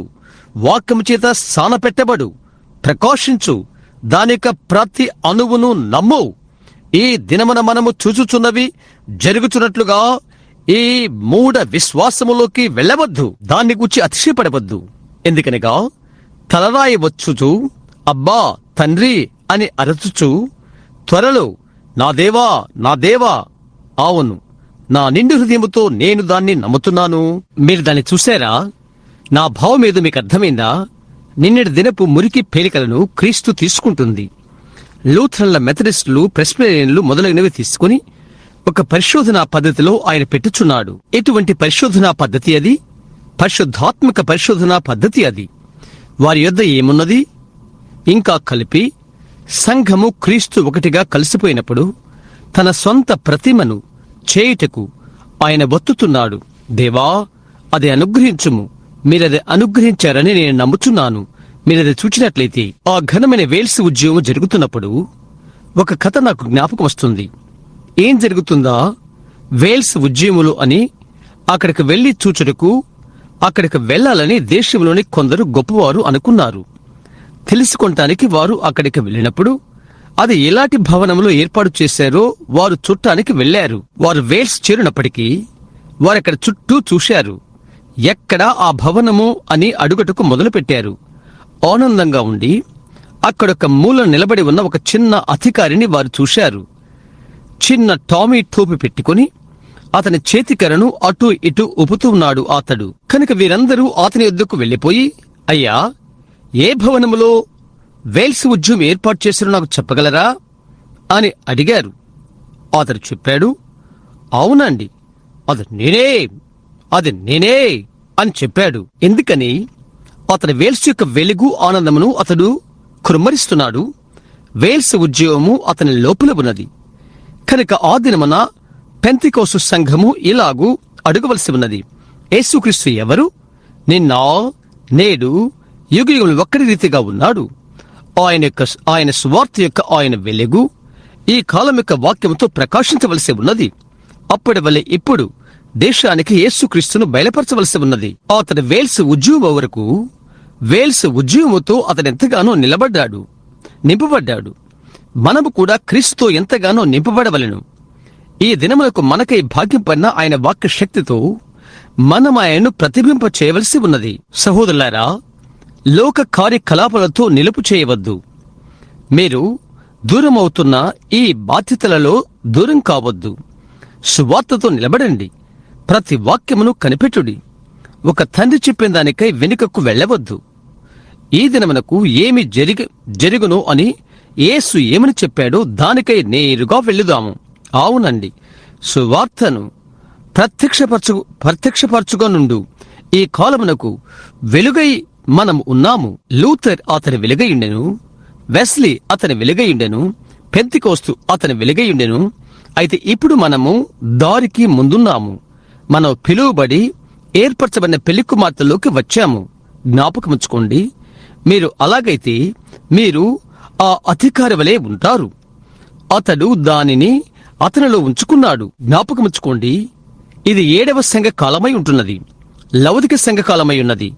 ప్రకటన 3 ప్రకారముగా క్రీస్తును వారు నిరాకరిస్తారు. బైబిల్లో ఉదహరించబడిన ప్రతి ఒక్క సంఘ కాలములలో వాటన్నిటిలో లౌకిక కాలము బహుహీనమైన కాలము. అది ఆయన బయటికి త్రోసివేసింది, ఆయన తృణీకరించినది, ఆయన బయట ఉంచినది. రోము నుండి యెరూషలేమునకు, రోముకు పోపు వెళ్ళక ముందు గత రాత్రి చంద్రుడు నలుపోవటం మీరు చూశారా? యెరూషలేము పురాతన కాలపు సంఘము. చంద్రుడు సంఘానికి పోలిక. సూర్యుడు కాన్పించినప్పుడు సూర్యుని కాంతిని అది ఎల్లప్పుడూ ప్రతిబింబిస్తుంది మరియు అది నలుపు అవుతుంది. ఇక నల్లబలపైన 3-4 సంవత్సరాల క్రితము అది నేను గిచ్చాను. దేశమనంతటా 100,000 గృహాల సంఘాలలో చూయించాను. అది ఏమై ఉండెను? ఒక ఛాయ. ఇక్కడికి తిరిగి వచ్చుటకు పోప్ మొట్టమొదట అది విడిచాడు. పాల్ ఆ విధమైన పేరుతో ఆ స్థలాల గుండా వెళ్ళాడు. నదిని ఆశీర్వదించవలసి ఉండెను. అది దాటవలసి ఉండెను. నదికి ఆశీర్వాదము ఏమి అవసరమైనది? ఈ రోజు మనం జీవిస్తున్న ఈ సంఘకాల విషయమేంటి? మీరు చూచుట్లేదా? దేవుడు ఆకాశాలలో బహిరంగంగా తెలియచేయుచున్నాడు. ఆయన వాక్యములో దాన్ని బహిరంగంగా తెలియచేయుచున్నాడు. పత్రికల్లో దాన్ని తెలియచేయుచున్నాడు. ప్రజల మధ్య దాన్ని బహిరంగంగా తెలియచేయుచున్నాడు. మీరు మీ కళ్ళను తెరిచి కాలాన్ని చూడలేరా? సత్యమును సాక్ష్యమిచ్చు అవే ఇవి. ఇది కాలం యొక్క వెలుగు. ఈ గంభీరమైన సంఘ సార్వత్రిక సభ యొక్క గొప్ప కదలికను కనిపెట్టు. అక్కడున్న సభలోనికి అది వెళ్ళుచున్నది. ప్రకటన 17లో ఉన్న మృగము ముద్రగా తయారవుటకై ఖచ్చితంగా చెప్పబడినట్లు అది చేయును. పెంతెకోస్తు వారైన మీరు అందుకొరకై ఇంకా మీరు కూర్చునే ఉన్నారు. అందులోకి వెళ్ళుట కొరకై బలవంతము చేయు కాలం వచ్చినది. లేచి మీ దీపాలు వెలిగించు కాలం ఇదే. యేసుక్రీస్తు సువార్తతో ఆయన బలముతో ప్రకాశించు సమయం ఇదే. ఇది ప్రజాదరణ కాదని నాకు తెలుసును. అనేక మంది నా పెంతెకోస్తు సహోదరులు పోపుతో కూర్చొని ఒక మంచి ఆత్మ సంబంధమైన భావన అని అన్నారు. నాకైతే అది తప్పు. అది బైబిల్ గ్రంథములకు వ్యతిరేకము. దేవుని యొక్క వాక్యమే సత్యమవును కాక. అవునండి, ఇదే సమయము. ఈ గంభీరమైన కదలికలు జరుగుచునుట మనము చూచుచున్నాము. భౌతిక కంటికి అది మంచిగా ఒగుపిస్తున్నది. నిజం. యాజకులకు ఆ దినమంతా అతడు ఏమి తెలియచేయుచున్నాడో కేఫా మంచిదిగా చూశాడు. అయితే వాక్యము జీవింపచేయుటకు వెలుగైయున్నారు యేసు. అయితే వారి సభలు మొదలైనవి దానికి వారిని అంధులుగా చేసెను. ఆయన చెప్పాడు, వారిని అలాగే ఉండనిమ్ము. గుడ్డివాడు గుడ్డివాడిని నడిపించునా వారందరూ గుంటలో పడతారు. సహోదరి సహోదరులారా, ఆ సమయానికి మనము తిరిగి వచ్చాము. ఆ ఘడికి మనము తిరిగి వచ్చాము. గమనించుడి. ఎందుకని? అదే కారణము. గడిచిన దినాలలో మనం నివసిస్తున్న ఈ గంభీరమైన వెలుగులు అవి సరే, మంచిదే. వాటికి మనమేమి వ్యతిరేకము కాదు. అయితే ఈ లౌకిక సంఘకాలము జాగ్రత్త, జ్ఞాపకముంచుకోండి. ఇది క్రీస్తును తృణీకరించినది. అది ఖచ్చితంగా ఇప్పుడు ఉన్నది. ఈ గొప్ప సభ చుట్టూ తిరిగినది. ఈ సంఘముల సార్వత్రిక సభ కదలిక ద్వారా ప్రొటెస్టెంట్ వారందరినీ ఏకము చేయుటకు. మరి అది ఏమి చేయుచున్నది? సాక్షాత్తు వాక్యమని అది నలుపు చేయుచున్నది. వాక్యము క్రీస్తు. వారు ఎలాగూ చేస్తారు? క్రిస్టియన్ సైన్స్ మరియు యునైటెడ్ బ్రదరన్, ఐక్య సహోదరులు, మిగతా గొప్ప సంస్థాపలోనికి అనేకులైన వారు కొందరు కన్య జన్మను నమ్ముతారు, కొందరు నమ్మరు, కొందరు ఇది నమ్ముతారు. అవిశ్వాసముతో నువ్వు ఎలాగూ ఎక్కిపిస్తావు? సమ్మతింపకుండా ఇద్దరు ఎలాగూ కూడి నడుస్తారు? వారిలో నుండి బయటికి వచ్చి వేరుగా ఉండుడి. దేవుని యొక్క పరిశుద్ధ వాక్యమును తీసుకుని దానితోనే నిలబడుడి. యేసుక్రీస్తు ఆయన వాక్యమును బయలుపరచుటకు బద్ధుడై ఉన్నాడు. ఈ రోజు మనకు అవసరమైన విషయం మలాకి 4ను పైకెత్తుట. పరమని యేసుక్రీస్తు నామమున మరొక ప్రవక్త పుట్టి ఆయన ఏమి చేయనని వాగ్దానము చేయబడినో ఖచ్చితంగా ఉత్పత్తి చేయును. తర్వాత మనుషుడు గుడ్డిగా మరచిపోయి చీకట్లోకి వెళ్లిపోవును. వారు ఎల్లప్పుడూ చేయనట్లుగానే చేయుదురు. ఇప్పుడు గమనించు. అదే కారణము చేతనే ఈనాడు అది వారు తిరస్కరిస్తున్నారు. సంఘాలు వర్తమానమును తిరస్కరిస్తవి, వాక్యమును సిలువ వేస్తవి, వాక్యమును బయటకు తీసివేస్తవి. నీవు దానికి సంబంధించకపోతే నీకు చివరికి నీకు సంఘము కూడా ఉండలేదు. వారు దాన్ని మూసివేస్తారు. అందులోకి నీవు రావాల్సి ఉన్నది. నీవది చేయకపోతే నీది మూసివేస్తారు. ఆ తర్వాత ఏంటి? ఏది నిజమో దానికి నిలబడు. జ్ఞాపకముచ్చుకో. సుమారు ఇది తిరిగి సిలువ వేయు సమయమై ఉన్నది. మోసపు వెలుగు ప్రపంచంలో గొప్ప దోపిడీకి కారణమవుతున్నది. ఈ మధ్యనే ఇంగ్లాండులో మహా గొప్ప దోపిడీ నిర్వహణ జరిగినది. అబద్ధపు వెలుగు వలన నిర్వహించబడినది. మోసపు వెలుగు వలన పొగబండిని నిలుపు చేయటం వలన మిలియన్ల డాలర్లు దోపిడీకి జరిగినది. స్కాట్లాండ్ యార్డ్స్లో మనుషులను పట్టుకోలేకపోయారు. ఎంతో చాకచక్యంగా దాంతో వారు వెళ్లిపోయారు. ప్రకృతి రీతిగా అది మహా పెద్ద దోపిడీ అని తెలియచేయబడినది. అది ప్రపంచాన్ని దోపిడీ చేసినది. దోపిడీలన్నిటిలో కూడా అది పెద్దది. యేసుక్రీస్తు సంఘానికి జరిగిన మహా గొప్ప దోపిడీ మోసు వెలుగు వలనే జరిగినది. మరి ఒక కాలములోని వెలుగు తలుకు వలన జరిగినది. ఈ కాలానికి ముందుగా చెప్పబడిన వెలుగు తిరస్కరించుట. ఆమేన్. మోసపు వెలుగు నిన్నేడు తలుకు బెలుకు, నిన్నేడు తలుకుల్లో నడవద్దు. ఈ దినమున కుమారుని వెచ్చదనములో నడువుము. అద్భుత దినాలు జరుగు దినాలు గతించిపోయినవని సంఘశాఖల నీడకు నిన్ను నీవు లాక్కోవద్దు. యేసు చెప్పియున్నాడు, నమ్మిన వారి వలన ఈ సూచికలు జరుగును. నా నామమున వారు దయ్యముల వెళ్ళగొట్టుదురు, వారు కొత్త భాషలో మాట్లాడుదురు, ఈ సూచిక్రియలు వారిని వెంబడించును. వారంటారు, అది అపోస్తులకు సరిపోతుంది, మనకు కాదు అని అంటారు. అది ఆడంబరపు తల్లుకు. యేసు చెప్పియున్నాడు, నమ్మిన వారి వల్ల ఈ సూచికలు జరుగును, వెంబడించను లోకమాంతటా. అవునండి. ఇప్పుడు విషయమేంటి? తలుకు బెలుకులు నడుచుట. అది గొప్ప దోపిడి వలన కారణమైనది. సంఘములోండి క్రీస్తును అది తీసివేసినది. తుషారా, నిన్నటి దినపు చల్లని మూఢభక్తి ద్వారా ఈ దినానికి వాగ్దానం చెప్పిన వాక్యములు క్రీస్తు తనకు తాను ఏ విధముగా ప్రత్యక్షపరచుకును? అది విత్తనమును వేడి కలుగు చేయదు. లేదండి, సంఘం యొక్క ఘనమైన దోపిడి వెచ్చదనము. జ్ఞాపకముంచుకోండి, ఆ చల్లని మూఢ సిద్ధాంతాల వెలుగు నేటి దినపు విత్తనాన్ని పరిపక్వత చెందనీయదు. అది విత్తనాన్ని ధృణీకరిస్తుంది. అది భూమిపైన పొగమంచు, మబ్బు, చీకటి లేచి వెలుగును మరలా త్రిప్పునటువంటి దేవునికి సమయమిది. ఆయన వాక్యమును జీవింపు చేయు దేవుని తరుణమిది. నిజం, వెలుగు.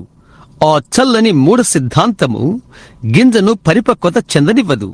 అది ఖచ్చితంగా కాదు. జ్ఞాపతించుకో, నాగరికత సూర్యునితో ప్రయాణము చేసినది. నేను మీకు ఆరంభముందు చెప్పిన రీతిగా ప్రకృతి నడిచే మార్గమును, ఉపమానాలను నేను కనిపెట్టవలసి ఉన్నది. అది చేయటానికి నాకు విద్య లేదు.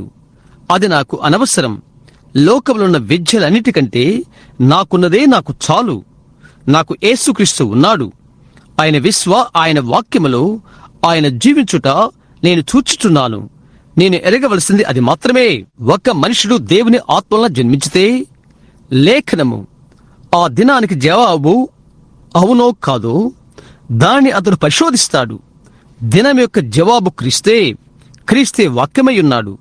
వాక్యము జీవానికి వచ్చినప్పుడు, వాక్యము జీవమునకు వచ్చినప్పుడు ఆ దినమునకు వాగ్దానము చేయబడిన వెలుగును అది చూయించును. ఈ చీకటి లౌదికే కాలము కొద్దిమంది మాత్రమే. నేను ఎందరిని స్వీకరించదనో నేను గద్దించి బుద్ధి చెప్పుదును. మారు మనసు పొందుము. యేసు చెప్పాడు, వెనుకకు తిరుగుము, వాక్యం వైపు తిరుగుము. ఆయన వాక్యమయ్యున్నాడు. ఆయన యొద్దకు రా. అవునండి. వెలుగును గమనించుడి. అది తూర్పు నుండి వచ్చి పశ్చిమ దిశకు వెళ్ళుచున్నది. మనం పశ్చిమ తీరాన ఉన్నాము.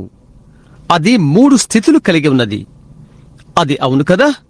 అది 3 దశలు కలిగి ఉన్నది. అది 3 సార్లు నీటిని దాటినది. పౌలు యొద్ద నుండి మధ్యస్థమైన మధ్యధరా సముద్రము దాటి జర్మనీలోనికి వచ్చినది. లూథర్తో జర్మనీని వెలిగించినది. ఇంగ్లీషు ముఖద్వారాలు దాటినది. సంయుక్త రాష్ట్రములోకి వచ్చి ఇంగ్లాండ్లోకి, తరువాత ఇంగ్లాండు, పసిఫిక్ అడ్డంగా ఉన్న సంయుక్త రాష్ట్రంలోనికి వచ్చినది. ఆమె లూథర్ వర్తమానము ద్వారా పని నిర్వహించి అక్కడి నుండి దాని యొక్క ఆఖరి భాగము తిరిగి పశ్చిమ తీరము విత్తనము పరిపక్వత చెందుటకు ప్రారంభము నుండి అక్కడ లూథర్ యొద్ద నుండి ఆ కాలమంతటి నుండి ఇప్పుడు అది సువార్త సంపూర్ణతకు రావలసి ఉన్నది. పరిపక్వత చెందు దేవుని శక్తికి రావలసి ఉన్నది. నీతిమత్తము ద్వారా, శుద్ధీకరణ ద్వారా, పెంతెకోస్తు కాలము ద్వారా కాలముల గుండా చూయించబడిన వెలుగు యేసుక్రీస్తు యొక్క రాకడకై పెళ్లి కుమార్తెను పరిపక్వత చెంద చేయవలసి ఉన్నది. తద్వారా ఆయన సంఘములో క్రీస్తే ఒక వ్యక్తిగా, ఆయన భార్య, ఆయన పెళ్లి కుమార్తె ప్రత్యక్షమవుట్లుగా. ఆమేన్. మనము జీవిస్తున్న కాలము ఇదే. ఈ దినం యొక్క వెలుగు ఇదే. అందులోని నడు రక్షింపబడు భూదిగంతుల వరకు. ఈ దినం యొక్క సంఘ తలుకు వెలుగు ఎంతో మోసకరమైనది. యేసు చెప్పియున్నాడు. మత్తయి 24 ఆయన చెప్పాడు, సాధ్యమైతే ఏర్పరచుకున్న వారిని సహితము మోసము చేయును. అది చూసేలా లూథర్ మెథడిస్టును మోసము చేయలేకపోయెను. ఒక మెథడిస్టు పెంతెకోస్తు వారిని మోసము చేయలేకపోయెను. అవునది నిజం. చూశారా? అయితే పెళ్లి కుమార్తె సంగతి ఏంటి? అదే పెంతెకోస్తు వారిని కళ్ళు బయటకు పెట్టింపచేసినది. చూశారా? నీవు తిరిగి నీ మూఢభక్తి యొద్దకు తిరిగి వెళ్ళావు. నీ యొక్క ఆకారం యొద్దకు వెళ్ళిపోయావు. నిర్మలాత్మకు చేశావు. నీవు ఏమి చేయవలనో చెప్పే ఆ పెద్ద గుంపు నీవు కలిగి ఉన్నావు. బైబిల్ ఈ విషయాలను వాగ్దానం చేసినది. దేవుని ఆత్మతో నింపబడిన స్త్రీ పురుషులు మనకు కావాలి. దేవుని ఆత్మ నీలో ఉన్నదని నీవు చెప్పినట్లయితే దేవుడు ఒక వాగ్దానాన్ని ఇక్కడ చేశాడు. అలాగే మరుగ కాలమునకు అది పర్వాలేదని, దీన్ని ఆ విధంగా మేము నమ్మము అని పరిశుద్ధాత్మ ఎలా ప్రతిస్పందన చేయగలదు? అది పరిశుద్ధాత్మ కాదు, దేవునితో నింపడిన ఒక మనుష్యుడు. ఆయన వాక్యము ఒక్కటే నిజం. అది అదే. అది ఐక్యత యొక్క ఉత్పత్తి. నరునికి దేవునికి ఒక ఐక్యత. ఒక స్త్రీ ఒక పురుషుని భర్తగా చేసుకునబోతున్నా దానికి వ్యతిరేకం ఆమె చేయకూడదని కార్యాలు, దానికి వ్యతిరేకమైన కార్యాలు ఆమె చేయకూడదని చేయుట. లోకములో మనం ఎలాగూ దోబూచులాడుతాము, సంఘ శాఖలతో నిర్మాణాత్మక సంఘములతో ఎలాగూ చేస్తాము, కాలేముక వెలుగు తిరస్కరించి సహోదరి సహోదరుడా అది ఎలాగూ జరుగును? మీ ఒక్కొక్కరి ఎలా దైవ భయముతోనూ దైవిక ప్రేమ భక్తులతో ఈ విషయాలు మనమేలా అంగీకరిస్తాము? అది ఎలాగో మనం వింటాము. అది తిరిగి మన ఒడిలో తిరిగి పడవేయబడినది. లూథర్ వారిని గద్దించవద్దు, ఎందుకంటే వారు కథలకు వారిని గద్దించారు. వెస్లీ వారిని గద్దించవద్దు, ఎందుకంటే వారు లూథరులను గద్దించారు.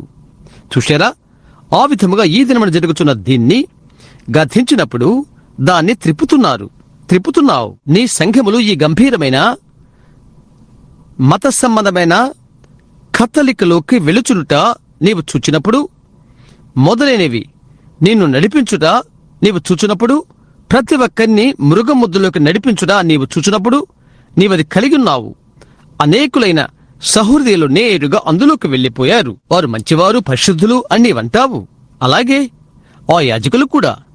నేను యేసుక్రీస్తు యొక్క పరిశుద్ధతను తీసుకుంటే, లేక ఆత్మ యొక్క ఫలము తీసుకుంటే, అనేకులను మీరు అందులోకి వెళ్లిపోయారు. దాన్ని అవమానపరచట్లేదు. దాని యొక్క ప్రతి మాటను నేను నమ్ముతాను. అనేక మంది అంటారు, నేను భాషలో మాట్లాడాను, నేను దాన్ని పొందుకున్నాను. లేదండి, వాళ్ళు అనేకులు చెప్తారు ఆత్మ యొక్క ఫలము అదే. యేసును మనము సభ విచారణలో పెడదాము. దేవునను క్షమించును కాక కొన్ని నిమిషాలు మిమ్మల్ని ఇక్కడికి తీసుకొద్దాం. నేను యాజకునవుతాను. నేను మీతో అంటాను, ఈ యవనుడు నజరేయువాడును యేసు ఈ పట్టణములకు వచ్చాడు. అతని మాటలు వినవద్దు. ఆత్మ ఫలమును మేము నమ్ముతున్నాము. ఇప్పుడు ఇటు చూడుడి. మీ యొక్క దయగల వృద్ధులైన యాజకుడు, అతని తాత, అతని ముత్తాత వారందరూ యాజకులే. అతడు తన యవ్వన జీవితమంతా త్యాగం చేసినవాడు. అతడు ఇక్కడే సెమినరీలో ఉండినవాడు. అతడు కనిపెట్టాడు. అతడు నమ్మాడు. అతనికి బోధించినవన్నీ అతడు చేశాడు. ఆ నుండి రా వరకు లేఖనం అతనికి తెలుసు. అతడు చివరికి దాన్ని వ్రాయగలడు కూడా. తానే లేఖనాలు వ్రాస్తాడు. శాస్త్రులు, ఇతడు ఇక్కడ గొప్ప మనుష్యుడు, అతడు అదేనని మీకు తెలుసా? మీ అమ్మ నిన్ను ప్రసవించినప్పుడు ఏం జరిగినది? నీ పడక ప్రక్కన నిలబడింది ఎవరు? ఆ దయగల యాజకుడు. అమ్మా నాన్న విడిపోతున్నప్పుడు వారి చేతులు ఒకరికొకరు చుట్టి తిరిగి వారిని దేవుని వద్దకు నడిపించెను. ఆ దయగల యాజకుడు. ఇక్కడ పాపము కొరకై ఒక అర్పణకై యెహోవా గొర్రె పిల్లను ఇవ్వమని కోరాడు. వ్యాపారస్తులు, ఇక్కడ పట్టణంలో నివాసముండువారు వారి వస్తువులను అమ్మారు. వారేమి అమ్ముతారో వారి ఉత్పత్తులను ఉత్పత్తి చేశారు.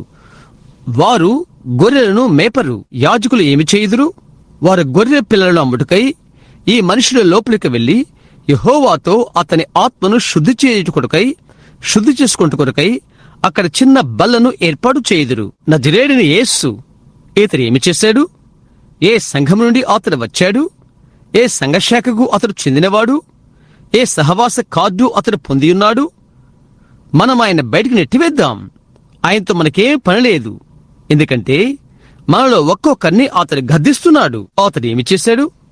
అతడు ఎక్కడికి వెళ్లిపోయి అది తీసుకుని ఎక్కడైనా జనులు వారి ఆత్మలు రక్షించుకుంటూ ప్రయత్నిస్తారో అక్కడకు, ఆ దేవాలయానికి మనం ఈనాడు పిలుచున్నట్లుగా ఆత్మ సంబంధన మనస్సు కలవారు అను అక్కడికి వెళ్లి బల్లలను పడద్రోశాడు, నాణెములు పారవేశాడు, త్రాడు తీసుకుని వాటిని కలిపి వారిని బయటికి పారద్రోలాడు. దైవ సంబంధమైన మీ పెద్దలైన యాజకులను దయ్యపు కుమారుడని పిలిచాడు. ఆ దయగల యాజకుడు ఆ డబ్బు మీకు అప్పుగా ఇచ్చినా మీరు ఇబ్బందుల్లో ఉన్నప్పుడు ఇచ్చాడు, అప్పుగా ఇచ్చాడు. మీ ప్రక్క నిలబడి మీరు చనిపోయినప్పుడు మిమ్మల్ని పాతిపెట్టింది ఎవరు? ఆ దయగల వృద్ధ యాజకుడు. ఆత్మఫలము అతడు కలిగి ఉన్నాడు. అయితే ఈ నజరేయుడైన యేసు ఆత్మఫలము కలిగి ఉన్నాడా? నీవు భాషలు మాట్లాడటం వలన తీర్పు తీర్చలేవు, ఆత్మఫలం వలన నీవు తీర్పు తీర్చలేవు. అయితే అది వాక్యం యొక్క ప్రత్యక్షత.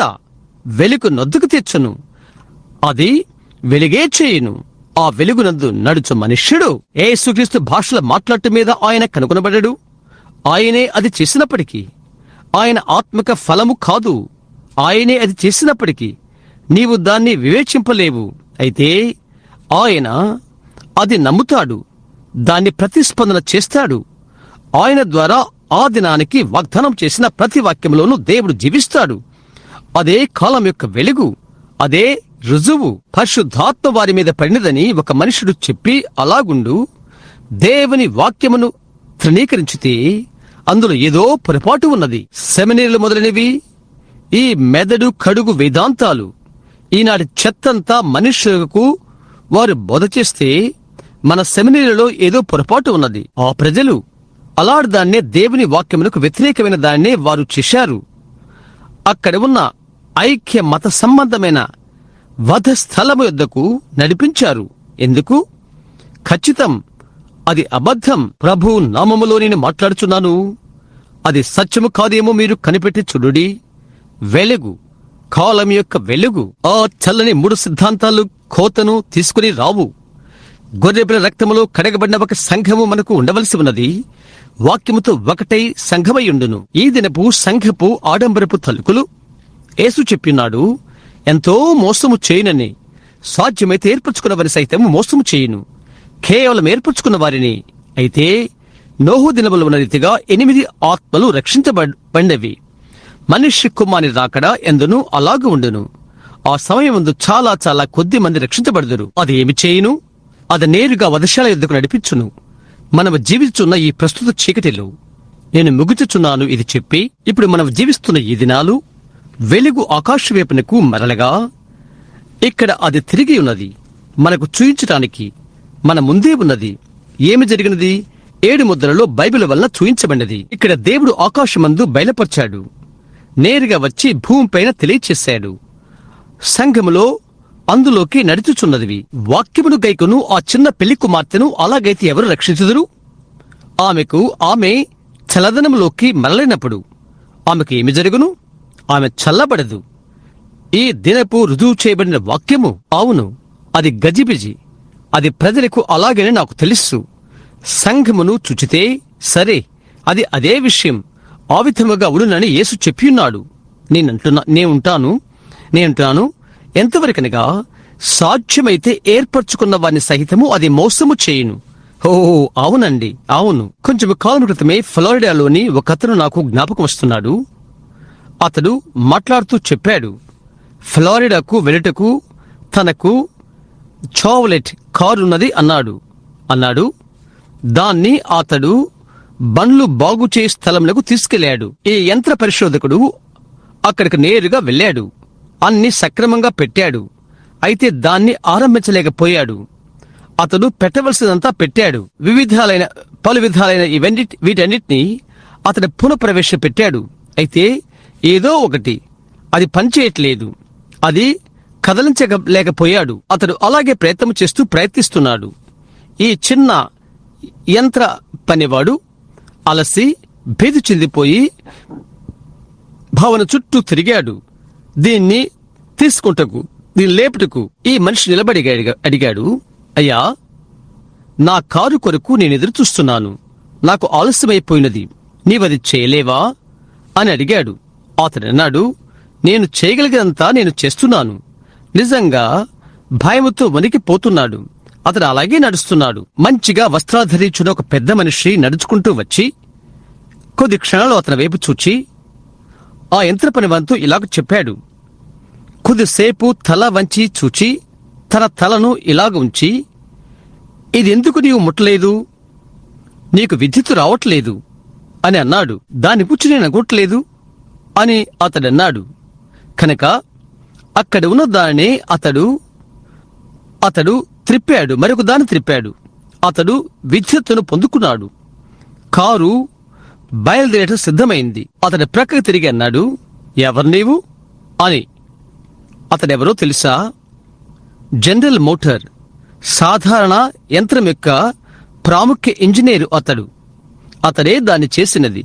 దాని రూపకల్పన చేసింది అతడే. మన యొక్క ఉజ్వల సంగతి ఏంటి అని మనము ఆశ్చర్యపడుచున్న ఈ ఘడియల్లో విషయమేంటి? మనకు వస్తువులున్నది, ప్రతిదీ ఉన్నది. మనకు యాంత్రిక పనివారు ఉన్నారు. అయితే యంత్రశాస్త్ర బలము ఎక్కడా? అది మనకు అవసరమైనది. రంగం మీద యేసుక్రీస్తును కదిలించుటకు అది మనకు కావలసి ఉన్నది. విషయమేంటి? నేను మీకు చెప్తాను. ఇక్కడే ఒకరున్నారు. హల్లెలూయా! పరిశుద్ధాత్మగా పిలువబడుచున్నాడు. యంత్రశాస్త్ర బలమును ముట్టగలవాడు ఆయనే. యంత్రశాస్త్ర పనివారి యొక్క యంత్రశాస్త్ర బలము. మనం పెంతెకోస్తులుగా దేశమంతట్లో ఘనమైన సంఘంలో నిలబడి ఉన్నాము. వేలకు వేలు ప్రతి సంవత్సరము కలయిచున్నారు. అయితే ఆ పరిశుద్ధాత్మ ఎక్కడ? భాషలతో మాట్లాడటం మనం అంగీకరించాము. అది ఎలాగూ కార్యనిర్వహణ కారణమైనదో మనము చూశాము. కేకలు పెట్టడం ద్వారా మెథడిస్టు వారు అది అంగీకరించారు. విశ్వాసం మొదలైన వాటి ద్వారా లూథరన్ అది అంగీకరించాడు. అది కాదు, అది వాక్యము. అది త్రిప్పునటువంటి వాక్యము. యాంత్రిక పని వారిని త్రిప్పునటువంటి వెలుగు.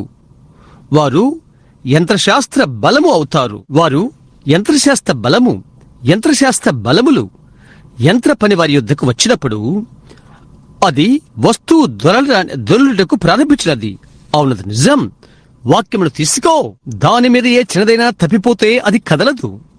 వాక్యము ద్వారా యంత్రశాస్త్ర బలము పరిశుద్ధాత్మ ప్రవహించి ఈ దినానికి వాగ్దానం చెప్పిన వాక్యమును రుజువు చేయుటకు ప్రతి భారమును, ప్రతి మూఢనమ్మకమును, ప్రతి నమ్మకమును ప్రక్కన పెట్టు. ఆ తర్వాత దేవుని యొక్క ఘనమైన సంఘము తన కాళ్లపై పైకెగురుతున్నది. పొగ చేత నెట్టబడే జెట్ విమానం వలె ఆమె యజమానుని కలుటికై ఆకాశంలోకి ఎత్తబడుతుంది. అది ఖచ్చితముగా నిజం. అలాగ మనము చేయ వరకు అది పనిచేయదు. అది దాని విషయం. అవునండి, ఎవరది చేస్తారు? మనం ఆలోచిస్తున్నది. ఈ దినమును ఎవరు కాపాడుతారు? జ్ఞాపకముంచుకో సహోదరుడా, జ్ఞాపకముంచుకో. నాకు మరొక చిన్న కథ జ్ఞాపకమొస్తుంది.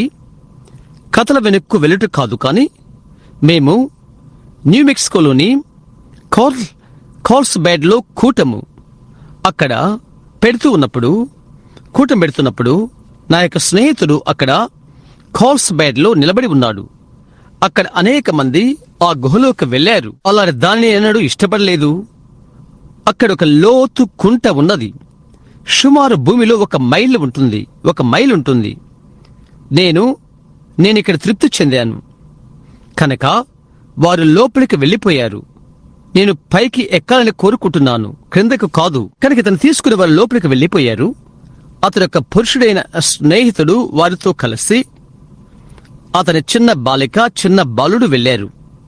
లోపలున్న పెద్ద అడుగు మట్టము లోపలికి వెళ్లిపోయారు. భూమి లోపల వందల లోతున భూమి అడుగున ఉన్నది. అక్కడికి వెళ్లారు. చువ్వు ప్రక్కన మనిషి తటాలన చువ్వను లేక బరికను త్రిప్పాడు. ఎంతో చీకటి అంధకారమైపోయినది. చివరికి నీ ఎదురుగా కదలుచున్న నీ చేయిని నీవు చూడలేనంతగా ఉంది. ఆ బాలిక, ఆ చిన్నది ఎంతో భయపడిపోయినది. పెద్దగా గొంతెత్తి అరవడం మొదలుపెట్టినది. ఓ, ఇది చీకటి, ఇది చీకటి, ఇది చీకటి. వేరే ఏడుపుతో అరుపులు అరుస్తుంది. ఆమె చిన్న తమ్ముడు నిలబడి ఉండటం జరిగినది. చీకట్లో అతడు పెద్దగా అరిచాడు. అతడన్నాడు, భయపడవద్దు చిన్న అక్క, వెలుగును త్రిప్పగల ఒక మనుషుడున్నాడు అని అన్నాడు. హల్లెలూయా! చిన్న సంఘము ఏమి చేయబోతున్నది? భయపడవద్దు. ఏ దినమున వెలుగును త్రిప్పగల ఒక మనుషుడు ఇక్కడ ఉన్నాడు. అది ప్రభుని యేసుక్రీస్తు. ఓ ప్రభుని యేసుక్రీస్తు. జ్ఞాపకముచ్చుకో, యేసు యొక్క జన్మ దినములో ధనవంతులు, యేసు యొక్క జన్మ దినాలలో ధనవంతులు వారు యెరూషలేముకు ఆయన గూర్చి అడుగుచూ అక్కడికి చేరుకున్నప్పుడు యెరూషలేము యొక్క ఆడంబరం చేత గుడ్డివారు కాలేదు, బయటికి వెళ్ళలేదు. వారి మత వేదాంతము అది తెలపలేదు. అయితే వారు ప్రక్కకు తిరిగినప్పుడు నిత్య జీవం యొక్క వెలుగుకై వారు దాన్ని వెంబడించారు. వ్యాపారస్తులైన మీరు ఈ సంస్థాపనకు తలుకును ఈనాడు గమనించకండి. అయితే వాక్యమునే పట్టుకోండి, అది వెలుగును వద్దకు నడిపించును. చిన్న సహోదరి, భయపడవద్దు. వెలుగుల యొద్ద త్రిప్పగలిగిన ఒక మనుషుడు ఇక్కడ ఉన్నాడు. అప్పుడు ఆయన వాక్యమును ఎలాగ జీవింపచేసినో అలాగూ చేయగల ఒక్కరు ఇక్కడ ఉన్నాడు. ఆయన క్రీస్తు. ఆయన నిన్న నేడు యుగయుగములు ఒక్కడి రీతిగా ఉన్నాడని ఆయన రుజువు చేసుకును. మీరది నమ్ముతున్నారా? మనం నిలబడదాము. తర్వాత కూటానికి వెళ్లే సమయానికి ముందు నాకు 15 నిమిషాలు ఉన్నవి. మీ చేతులెత్తి, దేవా, ఈ ఉదయం నా వైపు వెలుగును త్రిప్పుము అని చెప్పుడికి ఇష్టపడతారా? నేను వాక్యమును నమ్ముతున్నాను. నేను యంత్ర పనివారిని నమ్ముతున్నాను. ప్రభువా, నాలో యంత్రశాస్త్ర బలమును పెట్టుము. ప్రభువా, నా పైన వెలుగులను త్రిప్పుము అని చేతులెత్తి ఆయనకు కేకలు వేయగలరా? వెలుగులు త్రిప్పగల ఒక మనిషి ఇక్కడే ఉన్నాడు. కమ్యూనిజంలో మనం చనిపోయాము. అన్ని రకముల సంస్థాపనలు చీడ పురుగు తినివేసినవి. అయితే వెలుగులు వైపునకు త్రిప్పగల ఒక మనుషుడున్నాడు. ఆ మనుషుడు పరిశుద్ధాత్మ. ఆయనే యేసుక్రీస్తు ఆత్మయందు ప్రత్యక్షమయ్యాడు. ప్రభుని యేసు, ఈ ఒక్కొక్క హస్తాలను ముట్టుము.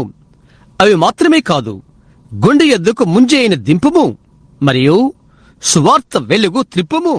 యేసు నామములో.